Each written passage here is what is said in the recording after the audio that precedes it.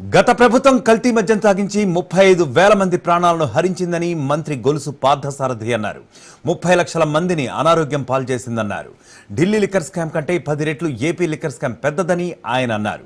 2019లో ప్రభుత్వం ఏర్పాటైన నాటి నుంచి మద్యం సరఫరా చేసే డిస్టిలరీతో కుమ్మక్కై వేలాది కోట్ల రూపాయలు దారి మళ్లించేందుకు పథకం వేశారన్నారు.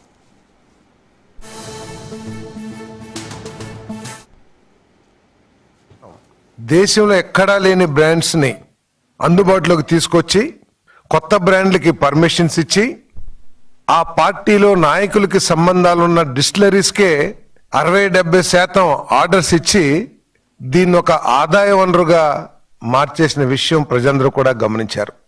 దురదృష్టం ఏమిటంటే కేవలం కమిషన్ల కోసం పేద ప్రజల ప్రాణాలతో ఆడుకోవటం అనేది అత్యంత హేయమైన కార్యక్రమం అని చెప్పేసి కూడా నేను ఈ సందర్భంగా మనవి చేస్తా ఉన్నా. నేను ఈ బ్రాండ్స్ ఏదైతే వైఎస్ఆర్ కాంగ్రెస్ పార్టీ ప్రభుత్వ హయాంలో ఏదైతే బ్రాండ్లను ప్రవేశపెట్టారో ఆ బ్రాండ్లు సేవించిన దాదాపు 30,000 మంది మరణించారని, 35 లక్షల మంది ఆసుపత్రి పాలయ్యారని చాలా సర్వేస్ స్టడీస్ కూడా చెబుతా ఉన్నాయి.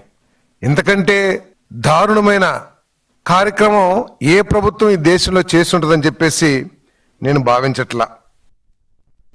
మద్యపాన నిషేధం చేయకపోవటమే కాకుండా స్వార్థంతో రాష్ట్రానికి మద్యపాన వ్యాపారాన్ని ఒక వనరుగా భావించి అత్యధిక ధరలతో ప్రజల